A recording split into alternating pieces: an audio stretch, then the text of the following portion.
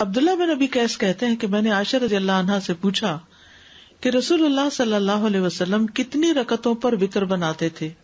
انہوں نے فرمایا 4 اور 3 پر یعنی 7، 6 اور 3 پر یعنی 9، 8 اور 3 پر یعنی 11، 10 اور 3 پر یعنی 13، لیکن 13 رکعتوں سے زیادہ اور 7 سے کم پر وتر نہیں بناتے تھے، اور فجر سے پہلے کی 2 رکعتیں نہیں چھوڑتے تھے. یعنی 4 کس طرح 2 کر کے پڑھی، اور پھر 3 ایٹ اے اسٹریچ، 6 اور 3، 8 اور 3 نہیں، وہ ایک وتر بناتے تھے نا، اس پر ایک آخر کے ایک ہوتا ہے نا وتر، تو جی 10، 2 2 2 2 2 اور پھر ایک آخری، اور فجر سے پہلے کی 2 رکعتیں نہیں چھوڑتے تھے. ٹھیک ہے، جو جتنی تعداد میں چاہے وتر پڑھ لے. اب وہ ایوب انصاری سے مروی، وہ کہتے ہیں کہ رسول اللہ صلی اللہ علیہ وسلم نے فرمایا وتر پڑھنا ہر مسلمان پر حق ہے، بس جو 5 وتر پڑھنا چاہے تو 5 پڑھ لے، جو 3 پڑھنا چاہے تو 3 پڑھ لے، جو 1 پڑھنا چاہے وہ 1 پڑھ لے. میجورٹی 3 ہی پڑھتی ہے، لیکن کبھی سفر ہوتا ہے، کبھی بیماری ہوتی ہے تو کوئی حرج نہیں، یعنی رخصت تو موجود ہے نا. 1 وتر پڑھنے کی دلیل ابن عمر رضی اللہ عنہما سے روایت ہے کہ ایک آدمی نبی صلی اللہ علیہ وسلم کی خدمت میں حاضر ہوا جبکہ اس وقت آپ خطبہ دے رہے تھے، تو اس نے کہا رات کی نماز کس طرح ادا کی جائے؟ رات کی نماز کس طرح ادا کی جائے؟ آپ نے فرمایا 2 رکعت، پھر جب تمہیں صبح کا اندیشہ ہو تو 1 رکعت وتر پڑھ لو، وہ تمہاری پڑھی ہوئی سابقہ نماز کو طاق عدد میں تبدیل کر دے گی.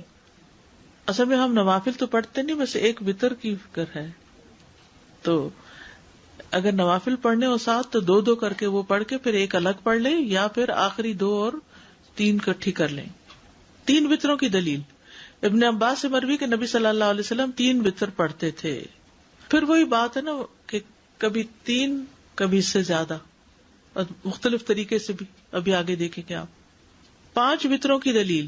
عائشہ رضی اللہ عنہا بیان فرماتی ہیں رسول اللہ صلی اللہ علیہ وسلم فجر کی سنتوں سمیت 13 رکعت پڑھتے تھے. یعنی رات کی نماز آپ نے پڑھنی شروع کی 2 2 2 2 کر کے، ٹھیک ہے، 10 پڑھی اور پھر 1 وتر پڑھ لیا، پھر اس کے بعد فجر ہو گئی جب تو 2 رکعت اور پڑھ کے سنت پھر مسجد جاتے تھے. وتر کا افضل وقت کون سا ہے؟ سحری کا وقت افضل ہے اس میں، اگرچہ عشاء کے بعد پڑھ سکتے ہیں. تو سحری کے وقت کیا پڑھے جاتے ہیں؟ تہجد پڑھے جاتے ہیں. تو تہجد کے بعد جو وتر پڑھیں گے تو اس طریقے سے پڑھ سکتے ہیں. ٹھیک ہے، اور اگر وہ 11 رکعت جو ہے نا اور 9 رکعت، اس میں 1 وتر ہے اور باقی سب نوافل ہیں، تہجد کی نماز ہے، اور وہ ساری ملا کے اگر پڑھ رہے ہیں تو وتر ہی کہلا دیں گے، یعنی وہ نماز وتر ہے. اب آگے بھی دیکھیے ذرا. عائشہ رضی اللہ عنہا بیان کرتی ہیں کہ رسول اللہ صلی اللہ علیہ وسلم فجر کی سنتوں سمیت 13 رکعتیں پڑھا کرتے تھے. 6 رکعتیں 2 2 کر کے پڑھتے، پھر 5 وتر ایٹ اے اسٹریچ پڑھتے، اس میں بیٹھتے نہیں تھے، اور ان میں صرف آخر میں ہی بیٹھتے تھے. ٹھیک ہے، 6 رکعتیں کیسے؟ 2 2 کر کے، اور اس کے بعد 5 کنٹینیوسلی. حضرت عائشہ سے روایت ہے کہ نبی صلی اللہ علیہ وسلم وتر پڑھا کرتے تھے، کبھی آپ 5 وتر اور کبھی 7 وتر پڑھتے تھے ایٹ اسٹریچ. 7 وتروں کی دلیل ام سلمہ کہتی ہے نبی صلی اللہ علیہ وسلم 13 رکعات کو وتر بناتے، جب آپ عمر رسیدہ اور کمزور ہو گئے تو 7 وتر پڑھنے لگے. 7 وتر سے مراد 7 1 1 1 نہیں، بلکہ وہ جو 2 2 والی رکھتے ہیں ان کے ساتھ ملا کے 7 بنے. 9 وتروں کی دلیل سعد بن ہشام بن عامر سے روایت ہے، انہوں نے کہا میں نے عرض کی اے ام المومنین، مجھے رسول اللہ صلی اللہ علیہ وسلم کے وتر کے بارے میں بتائیے.